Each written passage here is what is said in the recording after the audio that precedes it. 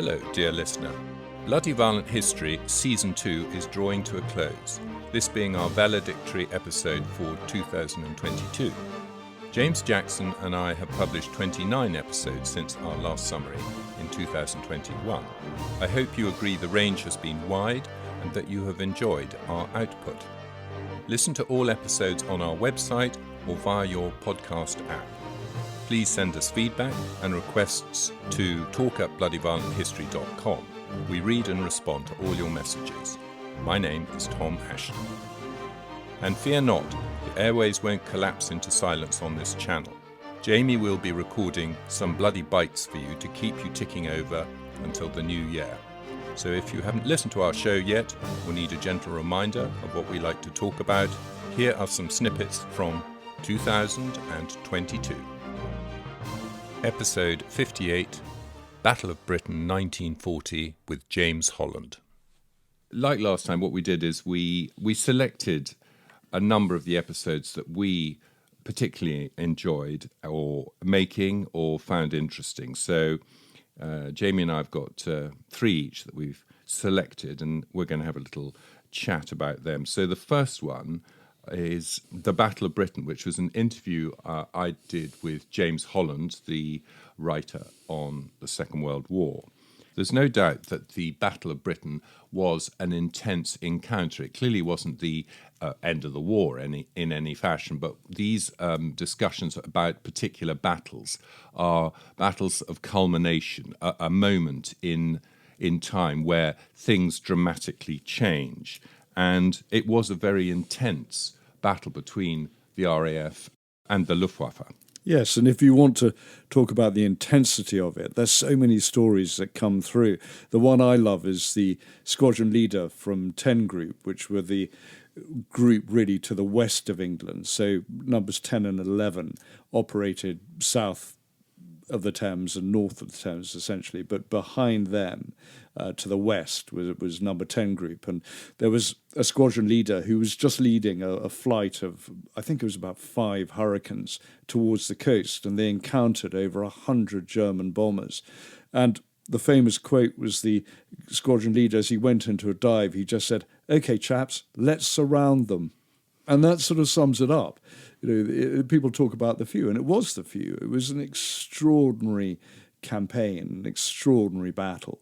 And the bravery of those pilots and the stories that came from that are just amazing. Was there anything you could compare it to in the past, where there was an encounter with a very few people who made a huge difference against a massed army? Well, I suppose you can talk about things like Thermopylae. We did that podcast on last stands, and this could have been a last stand. And the lessons of history are clear, as Russia is finding out today, that if you don't have air superiority, if you can't dominate what is going down on the ground, what is happening down on the battlefield, then you are never going to win the campaign. And had the Luftwaffe succeeded in taking out the Royal Air Force bases and taking out the Royal Navy, then there might well have been mass landings. But I've been a bit sceptical all along, a bit like the attempted invasion or intended invasion by the Spanish during the Spanish Armada, 1588, that making an invasion, actually organising it and making it successful is far harder than people think. And you only have to look at how the Allies had to practice in North Africa, Sicily, Italy, in order to get it right and mount other raids like Dieppe, for example.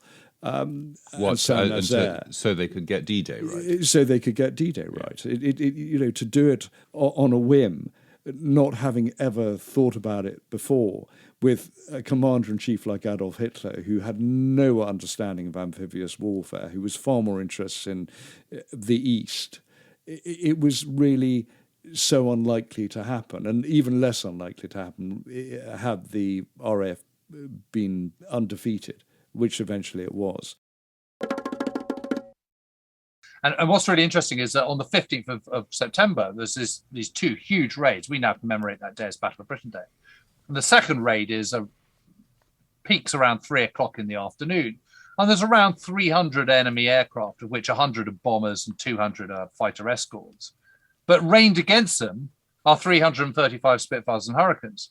And this is the day that Churchill visits Keith Park and the bunker at Uxbridge, the headquarters of 11th Group, and says, "Where are all the reserves?" And Park says, "There are none." And what he means is, I have none, but there's another 400 aircraft around the country. So it's been completely taken out of context. Yeah. And the bottom line is, of course, is if you're Jeff Wellham in 92 Squadron, you're one of 12 against 300. It looks like the odds are absolutely enormous. But of course, you're not one of 12. You're one of 335. But as a 19-year-old, you don't know that. Yes. Because it's not your job to see the bigger picture.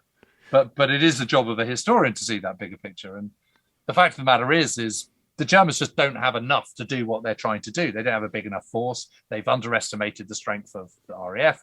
They don't understand the air defense system. They don't appreciate how radar works. They don't understand anything about the observer corps. They don't understand that the RAF is in different commands. They don't understand that the RAF is producing between double and 3 times the number of aircraft that they are every month. And they just don't have enough to do what they need to do, which is secure air superiority over the invasion front and beyond. And we mentioned sort of individuals. I mean, there are 2 other instances that come to mind that really summarise it. One is someone like Eric Nicholson, who won the Victoria Cross, who was, I think he was a flight lieutenant at the time during the Battle of Britain, and he flew Hurricanes. And there was an engagement near Southampton, and his plane was shot at and hit by Messerschmitt 109s, and it was on fire, and he was about to bail out. He was wounded. He was about to bail out, but then saw a German bomber and decided to climb back into the cockpit, attacked the German bomber, brought it down, at which time his cockpit was completely on fire. He was on fire. He was unconscious, bailed out, fell out of the plane. And as he came down unconscious, he was then shot through the buttock by a member of the Home Guard. Quite right, too. Do you think it was Jones? Welcome home. Do you think it was Corporal Jones or Godfrey? They like him out. What is it? They like it They up. They don't like it up them. Yeah. But that was Eric Nicholson, BC. And the Quite other... a similar story to Richard Hillary, the reading we had in our podcast. That indeed, the sort of insane bravery and the turning of the moment from when he's shooting down a Messerschmitt and he pauses to take another shot, and he knows, but even in that moment that he's doing it, that he's made a mistake, and then he gets nailed from behind. Yeah, and you take someone like Alan Deere, who was a New Zealand pilot, and I think by the end of the war he had brought down 22 enemy aircraft. But during the Battle of Britain, he had 7 crash landings or bailouts from his Spitfire. And the last instance, he was taking off from Hornchurch with other Spitfires just as the airfield was being bombed. And a bomb landed close. 3 Spitfires are blown into the fields around. His Spitfire lost a wing. The engine was blown away blown to pieces. The plane flipped over. He skidded for hundreds of yards, the plane on its back, and he still survived. I mean, that's what I mean by the intensity of it. It was just extraordinary, the level of combat. And you got pilots, some of whom were taking off 5 times a day. Yeah. Am I allowed to tell my Douglas Bader story? Have I told that? I don't know. Hit me with it. So Douglas Bader, after the war, of course, he's a great hero, and he went to give a talk. I like to think he went to give a talk at Cheltenham Ladies' College to the girls about the war. And the headmistress was absolutely, she was clucking around him and fussing around him because she was in awe of him. And Bader, with a twinkle in his eye, is talking to the girls, and he said, "Well, I was flying my Spitfire over the channel, and I had a fucker on my left and a fucker on my right and a fucker behind me." And the headmistress goes, oh, girls, the fucker is a German aircraft. And he turns around to her and says, "Yes, but these fuckers were Messerschmitts." But actually, there are two stories I remember about Barder during the Battle of Britain. One that he was flying under a Dornier, and suddenly these cables dropped out from the bomb bay, and were designed with weights on the end. They were designed to take his wings off or get him entangled. I mean, talk about improvisation. That's extraordinary. That sounds very hit and miss. You were completely. And there was another story about Barder when he noticed that the rear gunner on one of the German bombers, I can't remember, there was a Heinkel 111. He noticed that the rear gunner had jumped out of the plane and his parachute had got snagged on the tail of the plane. And for 15 minutes, this poor gunner was just dragged to his death. I mean, and Barder tried to take him out and shake him off? No, just kill him to make his death quicker. Yeah. And we've talked about this before, about RAF Bomber Command and the 55,000 who died. That people need to understand that these were not easy deaths or quick deaths. No. A lot of the time they were absolutely horrendous, and often in burning aircraft. But Barder was absolutely in the thick of it, and of course had this constant campaign for the big wing, trying to push that on number 11 group and Park, and there was always that problem. But I think there was room for both, really, the instant reaction and the big wing. When Park got to Malta, he used the big wing. Well, exactly. But so I mean, it was but after the Battle of Britain, when they were patrolling over France and they used the big wings, the big wing tactics, the pilots hated it because they were just attrited in these large formations, and each mission they flew, a few of them were picked off.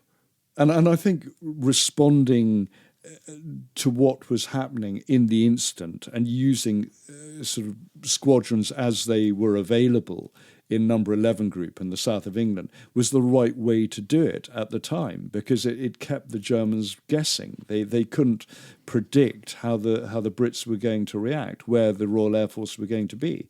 Had they known that there would be a large formation, a big wing coming from north of the Thames or wherever, they would have been able to respond.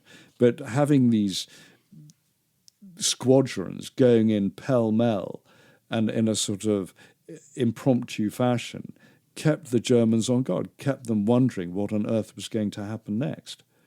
On the subject of improvisation and cables dropping from German bombers, it's fascinating to see the RAF were also trying things out. And there was a thing called the PAC rocket system, the parachute and cable rocket, 9 at a time, that were based at airfields. And every time an airfield was bombed, these rockets would go off. And quite often they would succeed in taking off a German wing and bring down a German bomber. So everyone was trying every sort of technology, anything that came to hand. It's sort of first cousin to the barrage balloon.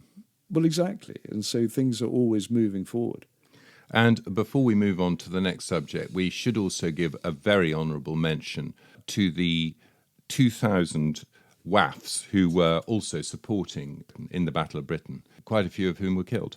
Yes, and 3 or 4 of my great aunts were radar plotters and worked for the WAF during the war. So, and people forget that the intensity of the bombing of the airfields and of the operations centres that went on. And there were a lot of women who were decorated for their bravery. And they went on working in these centres, operating the telephones, plotting the German forces, even as they were being bombed. And it only took 5 minutes for a fighter, for example, to travel across the Channel. So quite often you got strafing runs by German aircraft that were coming over, lone aircraft or in wings. WAF is Women's Auxiliary Air Force. They did a great job. Episode 55, Gladiator. Right, so one of my favourite episodes was the one we recorded about the Gladiator, and whether that's from the classical period, Roman gladiators, all the way through to the modern bare-knuckle fistfight.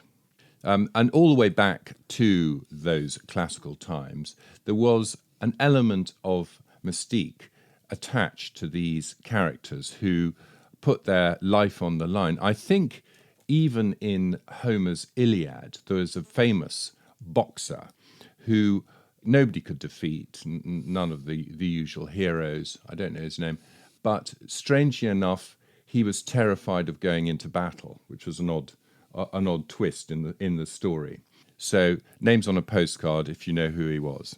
But fighters always become legends. There's always something about them. I mean, the fact that Roman society women took gladiators as lovers, the fact that Commodus is believed to have been the son of a gladiator, that wedding rituals had gladiators involved, that gladiators were used as bodyguards, that bread and games was central to the authority of an emperor. People wanted to be entertained, and people liked to see death. People liked to see combat. It's no different to the public in England or anywhere else turning up to see people being hanged, or in France, people turning up to see others victims getting guillotined. So what, a reminder of if you don't toe the line and stick with things, you could come to a bloody end. Or that people want to see blood. As simple as that. I don't think it's that difficult to interpret. People want to see excitement. People want to see combat. People want to see execution and a death at the end. And so it's spectacle. It's to do with spectacle.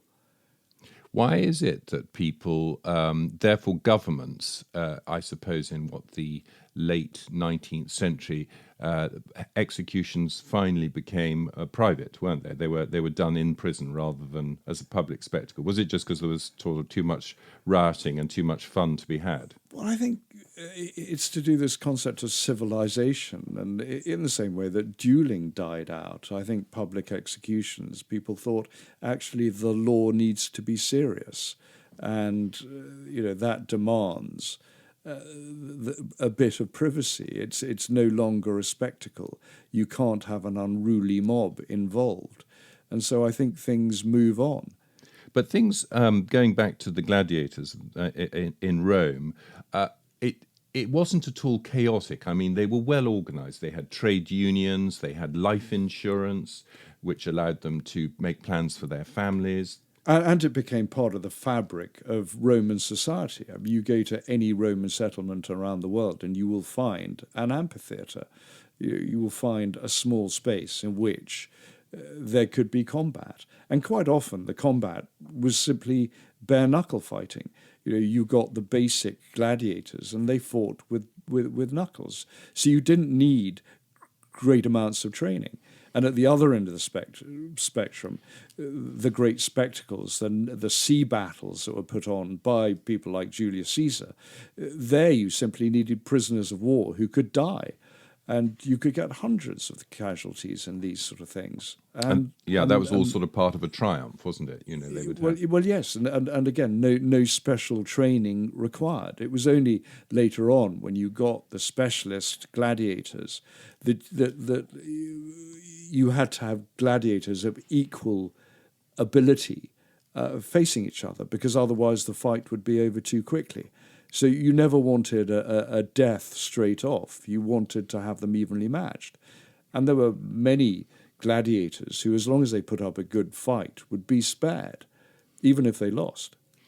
And I suppose every time a spectacular was put on, the next person to come along, the next consul or emperor, would try and improve on that and make it even more spectacular. So they were constantly searching for new and crazier ideas. Which is why they brought in people like the bestiarii. So you had animal hunts, you had the damnati, you had people being eaten alive by wild animals.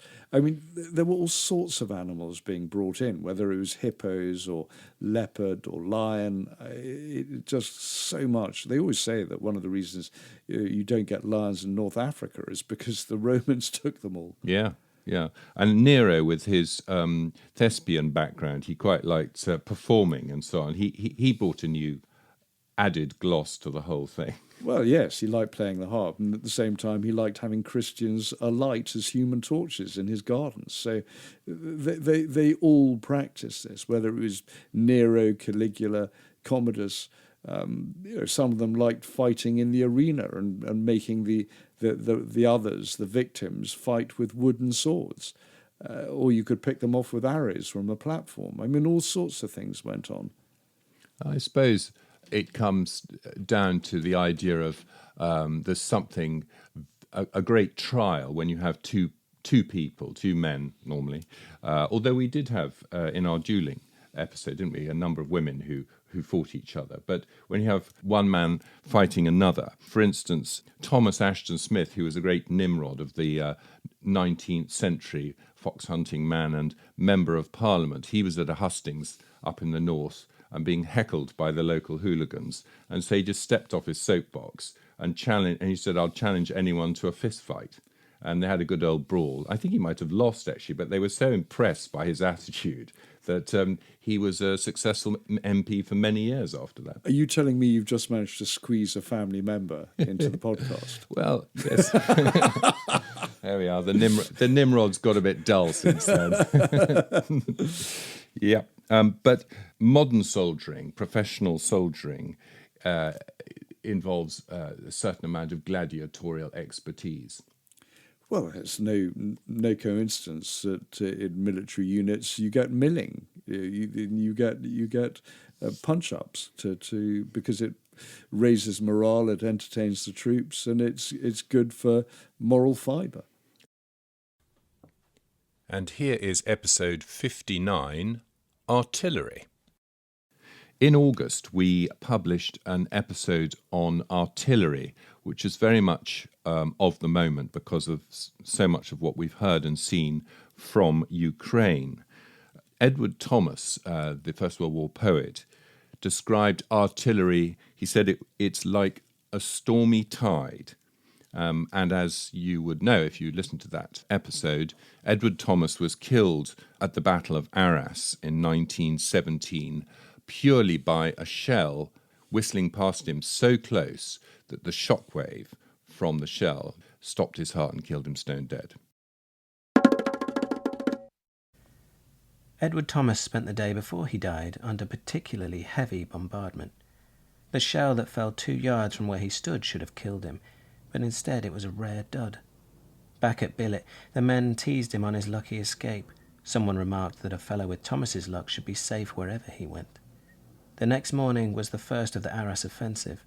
Easter Monday dawned cold and wintry. The infantry in the trenches fixed their bayonets and tightened their grip around their rifles. Behind them, the artillery made their final preparations to the loading and the fusing of the shells. Thomas had started late to the observation post. He had not rung through his arrival when the bombardment began. The Allied assault was so immense that some Germans were captured half-dressed. Others didn't have time to put on their boots and fled barefoot through the mud and the snow. British troops sang and danced in what only a few hours before had been no man's land. Edward Thomas left the dugout behind his post and leaned into the opening to take a moment to fill his pipe. A shell passed so close to him that the blast of air stopped his heart. He fell without a mark on his body. Ukraine has seen a lot of artillery and people have talked about it a lot, Jamie. They have. And when you think of how people were talking about the Russians moving towards this creeping barrage, this artillery offensive, and saying, oh, they're going to grind the Ukrainians down, I think there are two things you take from that. First of all, it certainly turned into an artillery war, but you also have to understand that on its own, artillery isn't enough. And you can end up, if you rely on it, very vulnerable. So first of all, you're vulnerable to counter-battery fire, which the Ukrainians have inflicted on the Russians and taken out hundreds of artillery pieces.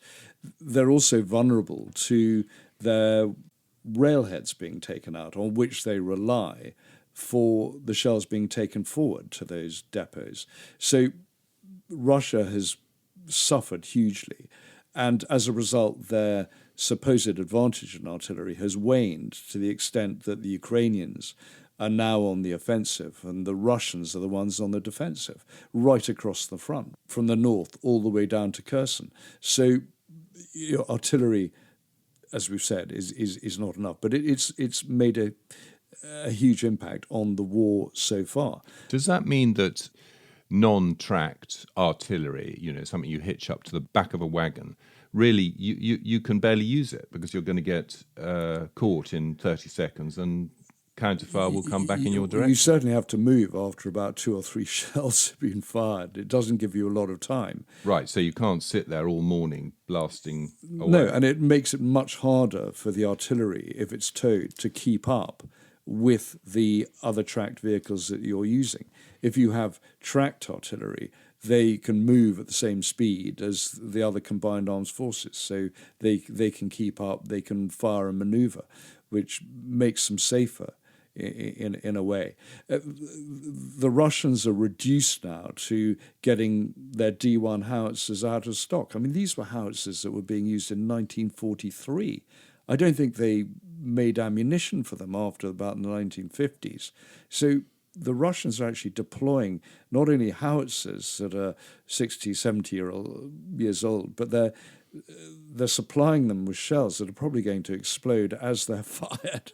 So they really have lost their advantage. And this much vaunted artillery army of the Russians is much depleted.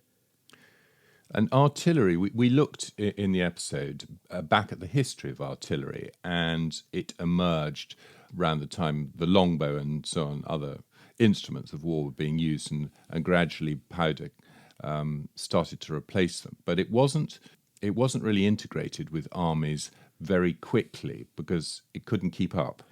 Well, it was always a siege weapon to begin with. If you go back to Philip of Macedonia, his son Alexander the Great, you go back to the Chinese, all these armies were using artillery, but it tended to be used against structures, against towns and cities. Alexander the Great did start to use it on the battlefield, and the Romans used it on the battlefield.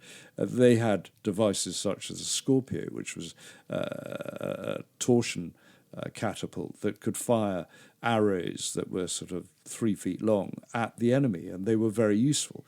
But it was really bringing down cities, and there are mentions in the Bible, there are mentions of the Romans in Britain using them to cower the tribes of Britain. So you got all this use, and not just boulders and cannonballs and things like that. You also had the early beginnings of chemical warfare, the use of sulfur pots, the use of naphtha.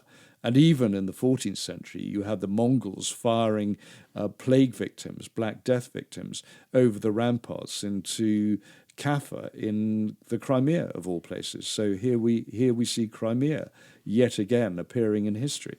But this use of artillery as a delivery system for all kinds of armaments goes back a long way. In the ancient past, artillery was, as Jamie said, with rocks and stones and torsion methods. And then powder, black powder, gunpowder comes along, and cannon is developed for siege, and then movable cannon is available. But it's tricky to use.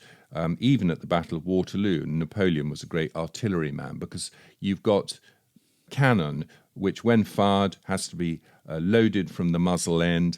It hasn't got any recoil mechanism, so every time you fire it, it comes sliding back and you have to reposition it. And also your men are vulnerable because you're quite close to the infantry on the other side, so they don't get a lot of protection.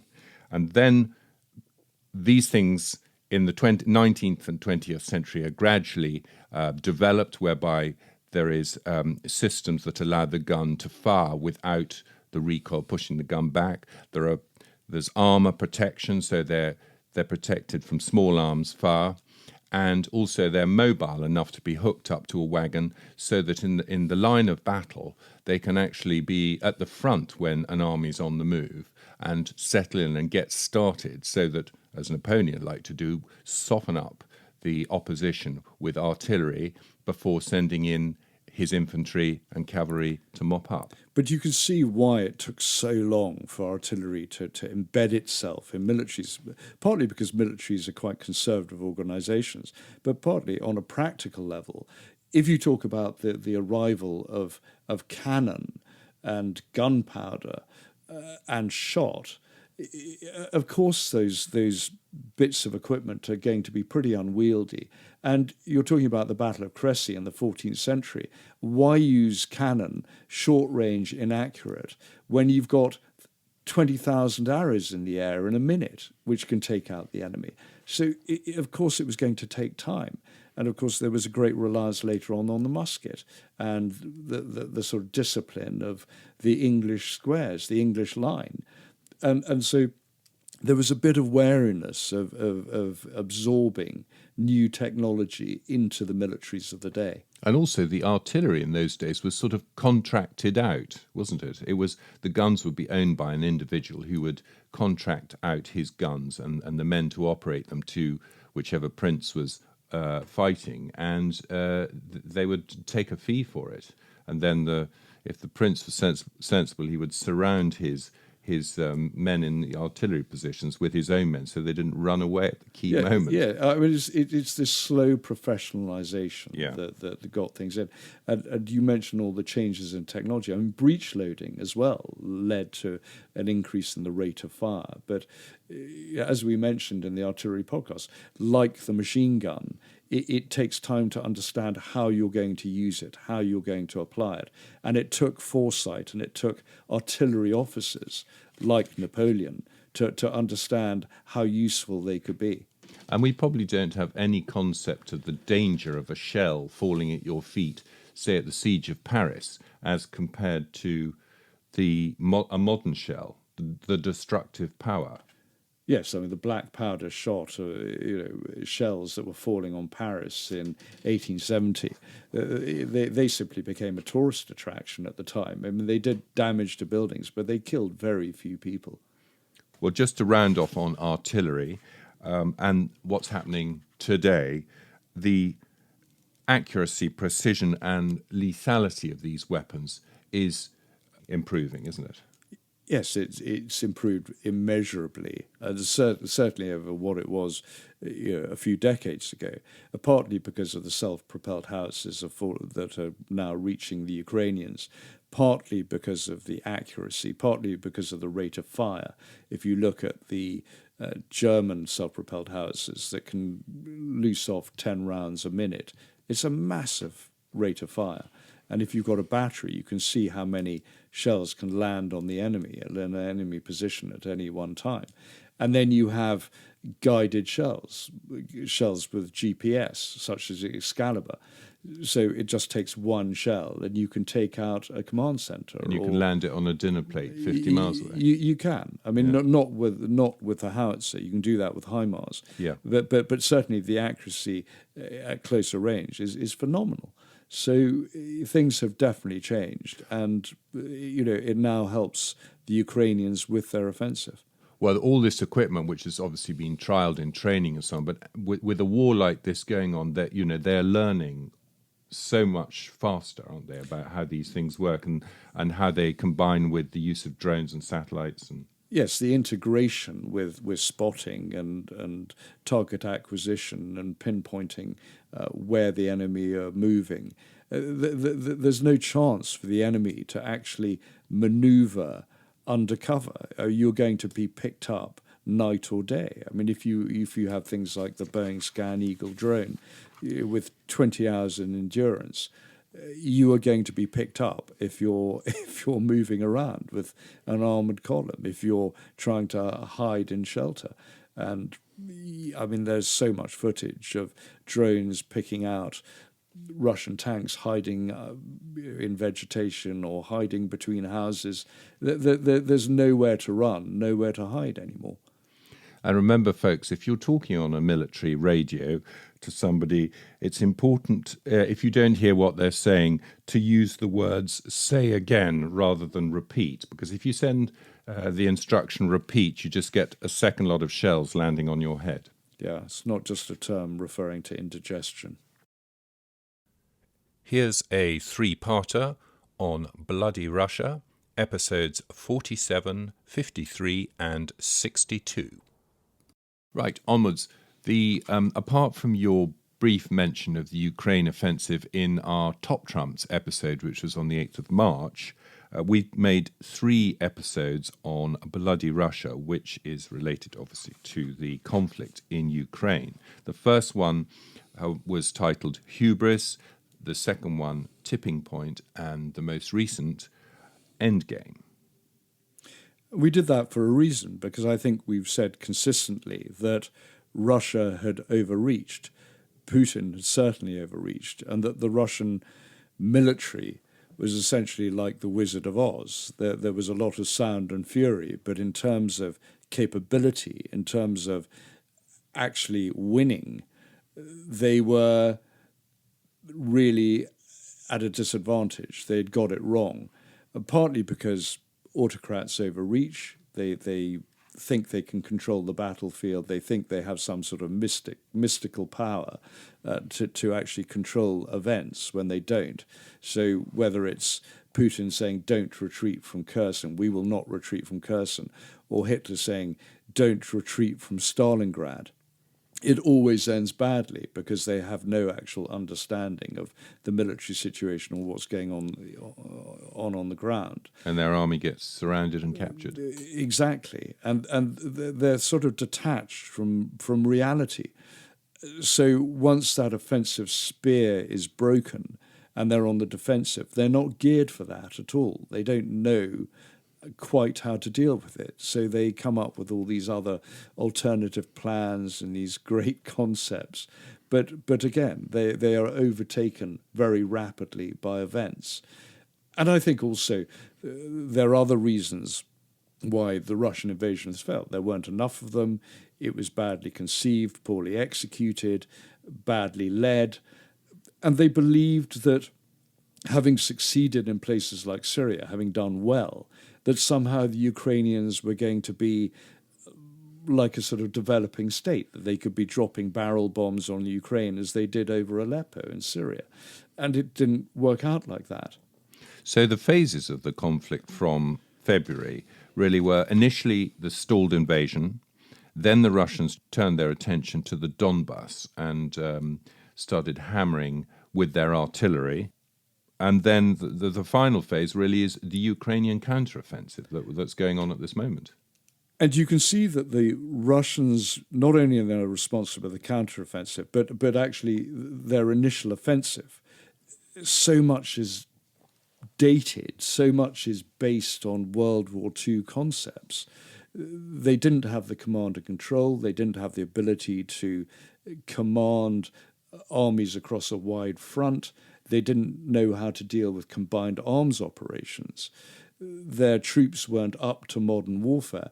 And the fact that you have the Wagner line being built, that they're building sort of double layers of dragon's teeth of 3-foot-high concrete structures, thinking that's going to block a Ukrainian offensive, it's just laughable. It's not going to work. Manned by mercenaries who are going to be fighting against Ukrainians, men who are fighting for their own country and would do it for no payment at all. And men who have had 6 or 7 months in which to be trained and who are battle-hardened. Yeah. And Russia's battle-hardened troops are dead. So, their training battalions, their experienced troops are now no longer alive, or they're wounded and not going back to the front.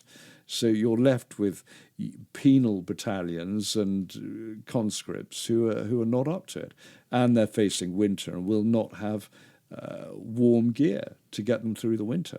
So you can imagine why morale is so low, and all the time they're being hit by Ukrainian shelling, Ukrainian HIMARS attacks.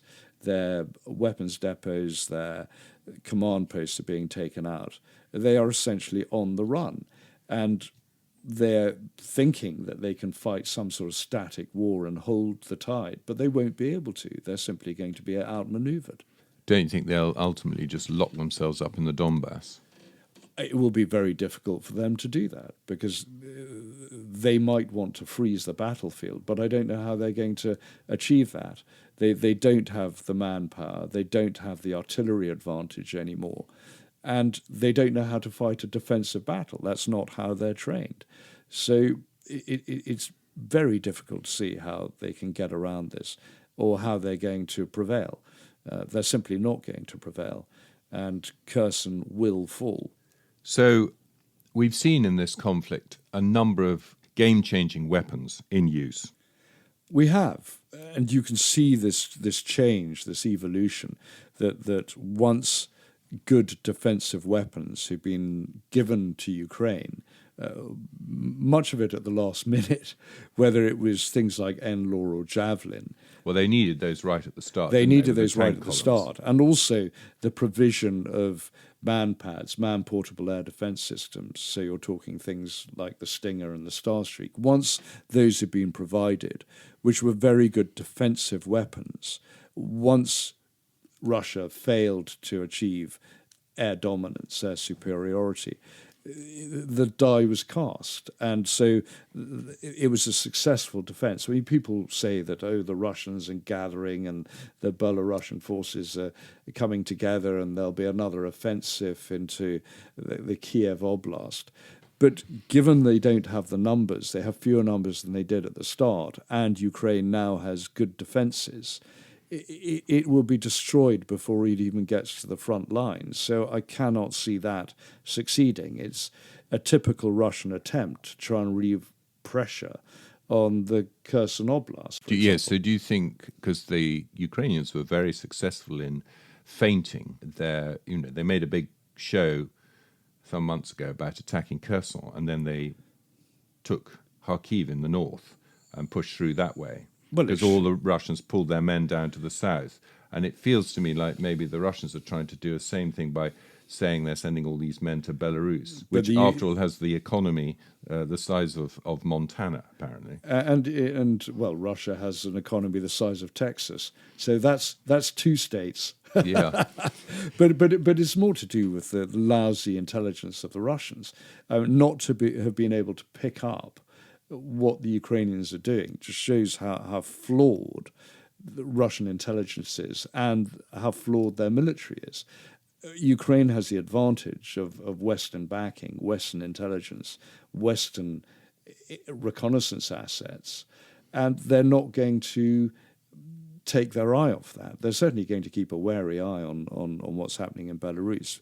But even if the Russians make a move forward, they are going to be destroyed. It's as simple as that. We had a short episode in December, which you did on drones, one of your Bloody Bites, and it's extraordinary to see the development of the use of drones in this conflict. I mean, it's almost down to, well, certainly platoon level, but almost individuals going in and having a drone in their pack to see what's going on over the hills. It's phenomenal. Not just commercial drones and the appearance of quadcopters, the fact that UK is supplying Malloy Aeronautics drones to ferry supplies forward. I think this will change warfare forever because there are so many roles now in which drones can be used. The US Navy is trialing drones to do air-to-air refueling, for example. So it's not just ferrying equipment, it's not just dropping grenades down the turret of a Russian tank. On every aspect of the battlefield, you are getting drones for intelligence, surveillance, target acquisition, reconnaissance, taking supplies forward, kamikaze or single destination drones. At every level, drones are replacing things like helicopters. It's cheaper, and you're not going to put your manpower, your trained manpower, at risk. And lastly, a mention to HIMARS. That has been a total game changer.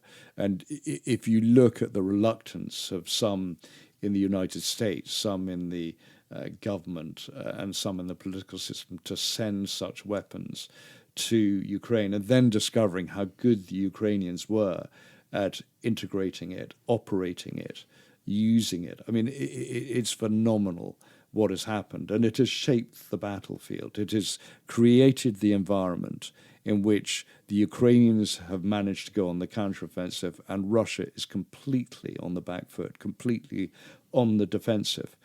There is really no place now across the entire front line where Russia is on the offensive. And a lot of that can be put down to HIMARS, taking out those control centres, those command posts, taking out the ammunition depots, taking out the railheads. Wherever Russian forces are concentrated, they're going to be hit. And when we talk about HIMARS, do we also mean the systems sent from the UK, which have a slightly different launcher, or are HIMARS it's the same rocket. It's just Same a rocket. different. The multiple launch rocket system, the MLRS has 12 rockets. The HIMARS is, and it's tracked, isn't it? The MLRS is, and the HIMARS came a bit later, and there are only 6 rockets on it. Is it a better system then? It's not so much a better system. In fact, the MLRS is less likely to be bogged down because it's tracked. Yeah. Wheeled vehicles. The HIMARS is based on the standard U.S. Army truck, so it's easy to use. It's easy to get around. It's easy to service. So the choke point is not probably the production of the vehicles so much that the production of the rockets themselves. Completely. But as we know from the Second World War, once the US defence manufacturing base starts moving, it starts moving. And there are scores more HIMARS on the way, but they'll be coming down the line because they're actually being ordered rather than coming out of US Army stockpiles. They're coming straight from the manufacturer. So it shows the faith that people have in the system. And I've always said it's the most amazing proxy war for the West and for testing Western weapons systems. I mean, this is a war that has put Russia on the defensive, that has denuded Russia of so much of its military equipment without the US losing a single airman, sailor, soldier, without losing a single aircraft. It's phenomenal what has happened. And Russia, it will take a generation to rebuild their military, and they don't have the technology to build that. They've lost over 25% of their Ka-52 attack helicopters, for example, already. In 1917, the Germans defeated the Russians on the Eastern Front in World War I. And then after that, those soldiers, Russian soldiers, went home, and shortly after that there was the Russian Revolution. Could we see something similar here with these conscripts going back to Russia with their rusty Kalashnikovs? Well, it's not going back to Russia and rusty Kalashnikovs. It's going back to Russia in a zinc-lined coffin. And there's no doubt that there will be blowback. I mean, you're getting these tensions already in the Russian elite. The fact you're getting Russian resistance groups blowing up railway lines between Belarus and Russia speaks volumes. You're getting a new intensity of protests now. So it would be very interesting to see. I think we said in Bloody Russia 3, in Endgame, that there will be blowback, and Putin cannot ignore that, and he won't escape it. The fact that he has taken personal control, personal responsibility for not only a flawed mission, but a totally failed one, is something I doubt he's going to be able to escape, and it will catch up with him eventually in whatever shape or form. Now on to Banditry, episodes 51, 56 and 60. Sometimes we like to group together a number of episodes. One of these was the mini-series on banditry, which included outlaws, highwaymen, and pirates. And this is because war often throws up trained men who, at the end of the war, the end of the conflict, don't necessarily have jobs to go back to, but they have skills. You're absolutely right, Tom. It throws up trained fighters. So whether they become pirates, outlaws, highwaymen, or mercenaries, it just means there are roving bands of men who are looking for work and looking for money, looking for occupation. You also get with war, obviously, the lawlessness that comes with it. So you have the manpower and you have the environment in which these bandits can function. Yes, so wars creates a sort of chaotic setting. And pirates, for instance, they need a number of things for them to be able to function. So they need a base, a sort of secret base. They need a market where they can sell their goods. And it's often not plunder of gold. It's actual, it's furs and more saleable things to the everyman. And the third thing is they need this chaotic situation at sea so they can move around and not be taken out by the Royal Navy or anyone else's. Yes, you can apply that to the land as well. And you need sort of set trade routes. It's fascinating to see highwaymen, for example, whether it was in the Holy Land back in biblical times. You needed the Jericho Road where the Good Samaritan story unfolded. You needed the towns, the cities, the trade centres.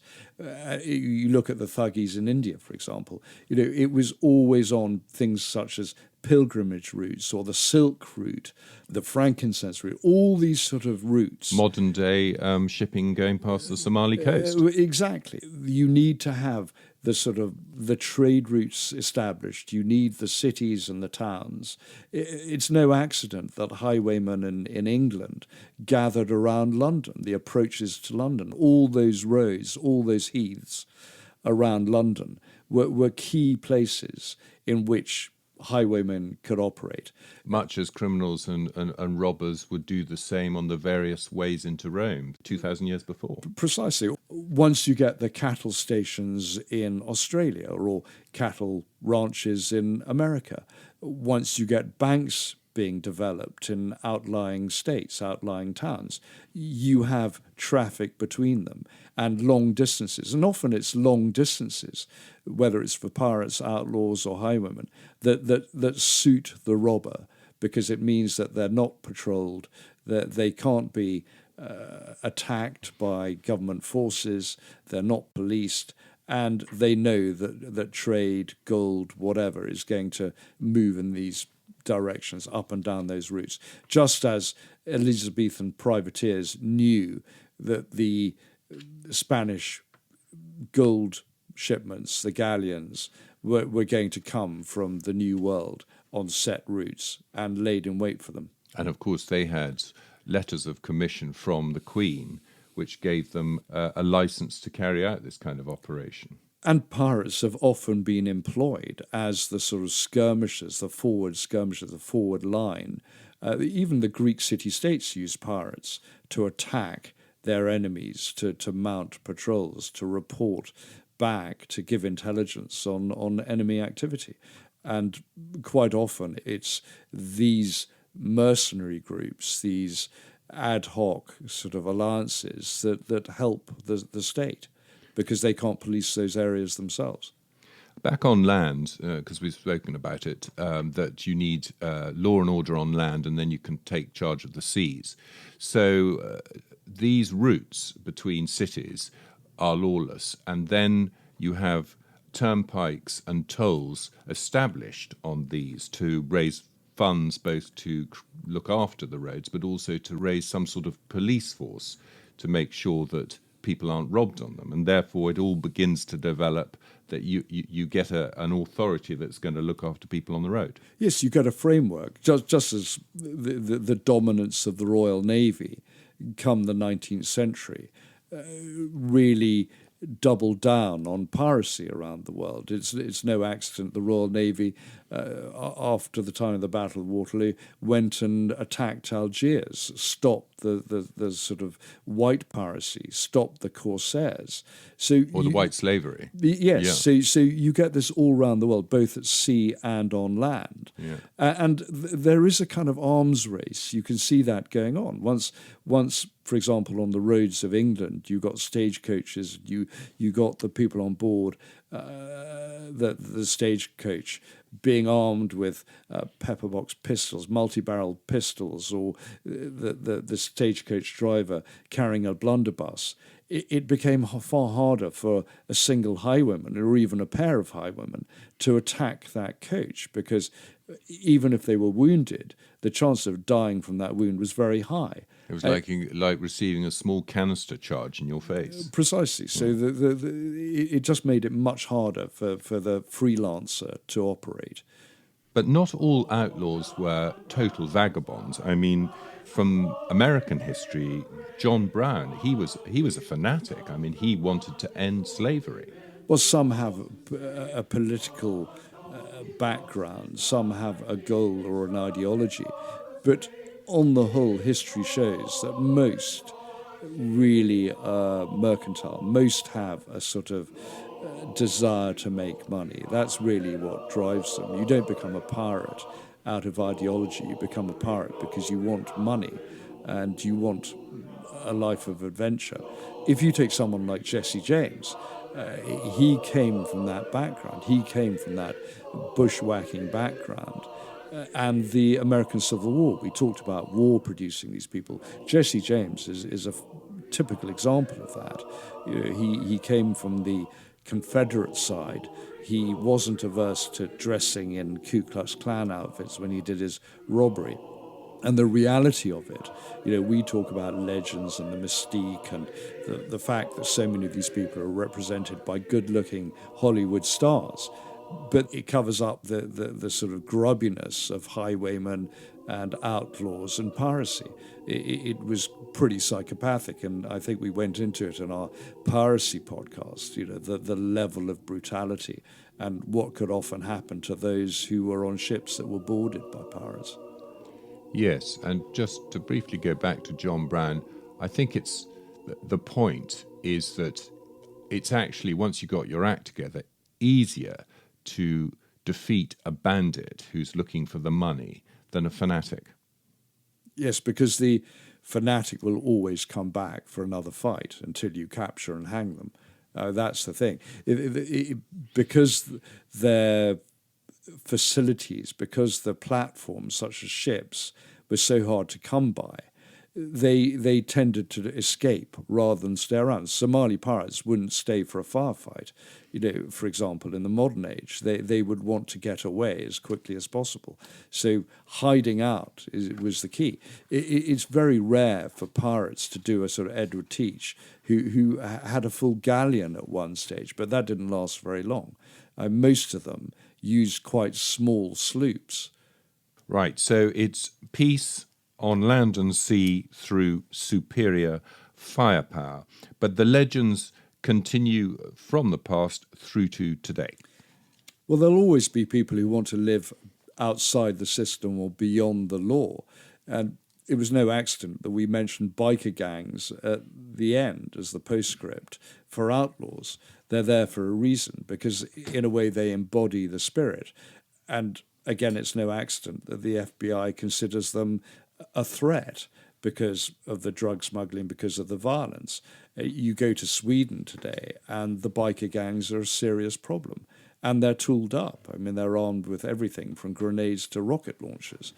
And they've had full-scale firefights with modern weaponry. And so these sort of organizations, these sorts of groups, these sort of criminal gangs, again, the reality is often far more grim than the legend and the mystique.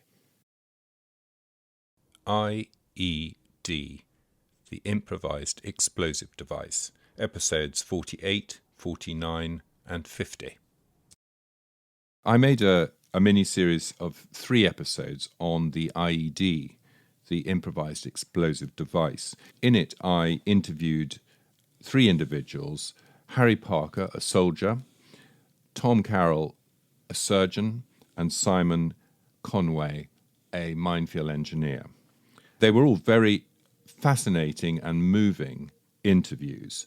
In particular, the second one, which was with Tom Carroll, the combat surgeon.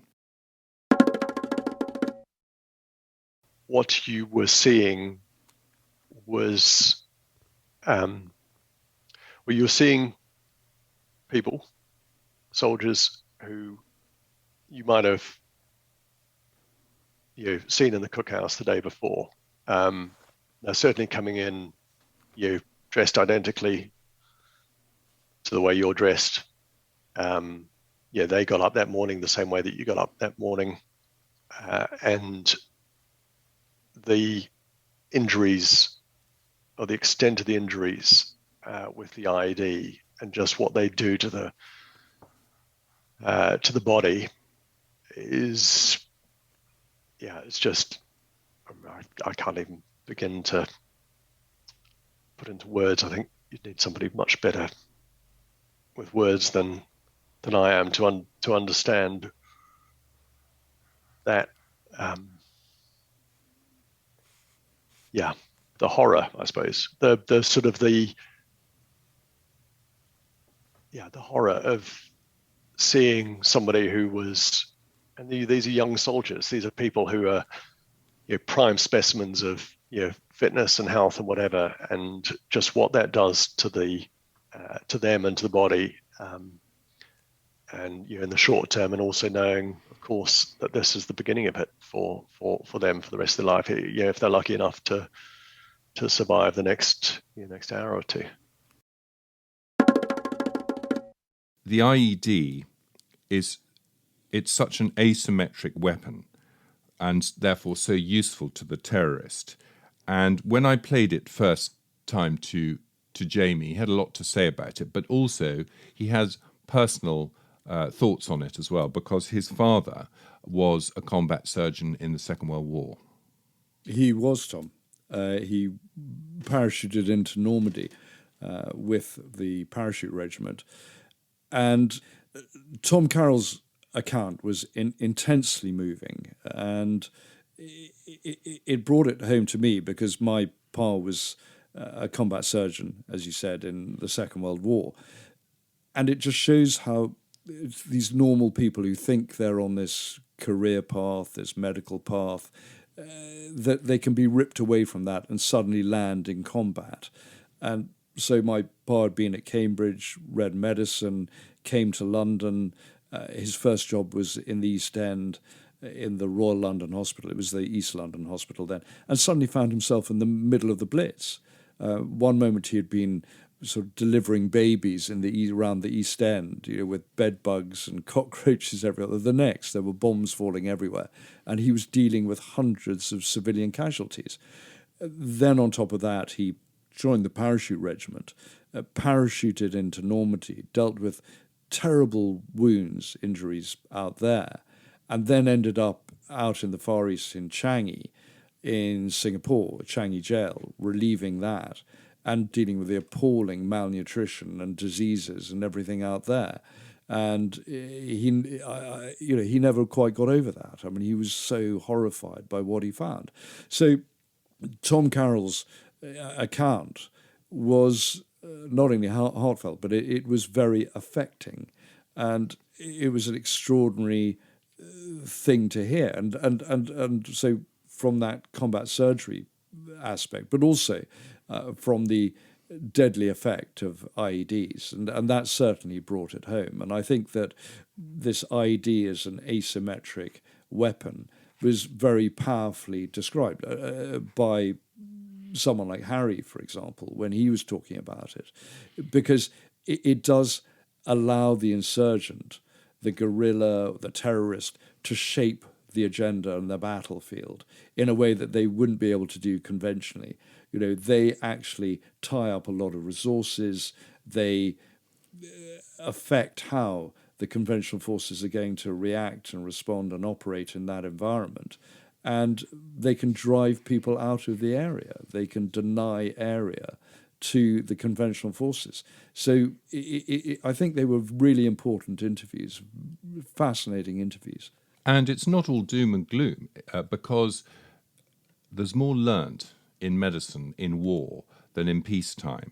The work of people like Tom Carroll in the field goes through and comes back to the National Health Service and other medical services throughout the world. Huge strides in how to deal with bleeding, how to deal with injury, that would never get tested in normal peacetime situations because they would just never see these kind of terrible injuries. Simon Conway, who was the third interview, the minefield engineer, works for Halo and others for many years, as well as writing novels. I felt his talk was very uplifting because the extraordinary thing is that landmines have mainly been cleared from the world. That's not IEDs, but mines that come in plastic containers. And those things hang around and survive for a long time, decades, if they're not dealt with. And a lot of minefields have been cleared. IEDs are always around, but they don't last very long because they tend to be assembled in a garage somewhere with a battery and so on, and the battery runs out and the other parts rust and corrode. So it was ultimately a remarkable and uplifting story.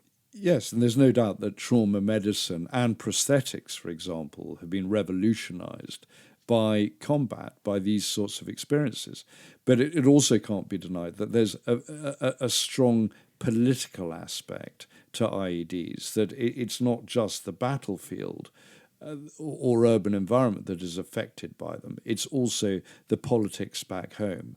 What happens back home, having people arriving back home who are injured, that too is a big aspect of IEDs, whether it's bombs planted by terrorists or bombs planted by insurgents. It has a massive effect way beyond the actual blast radius of the device. And both of us take our hats off to these unsung heroes, Harry Parker, Simon Conway, and Tom Carroll. Well, and you know how moved I was, Tom. I was absolutely floored by those interviews. They were very humbling indeed.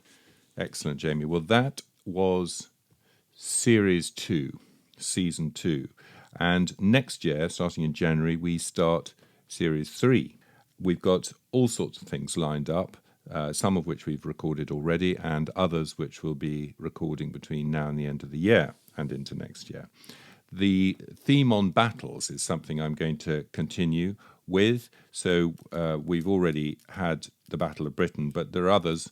Gettysburg, the Battle of Kursk, the great tank battle in the Second World War. Lepanto, which is a follow-on from the Siege of Malta, which Jamie's a great expert on. Hastings, we've got Alan Mallinson, the historical thriller writer, normally on the Peninsular War, but he's written a book which includes the Battle of Hastings. Cannae and Zama, the great high point of Hannibal's existence, of Hannibal's life, fighting in Italy, and then, of course, his downfall at Zama at the hands of Scipio Africanus. Trafalgar and Waterloo are some others.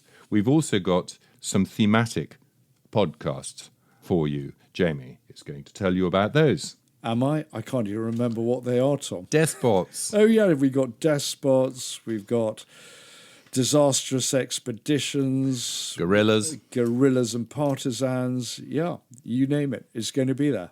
And there'll be a few also of our 100 Bloody Objects. And we've got some interviews as well. We've got Tim Spicer, and we have some stories that we're going to produce as well, particularly one about Crete and the capture of a German general.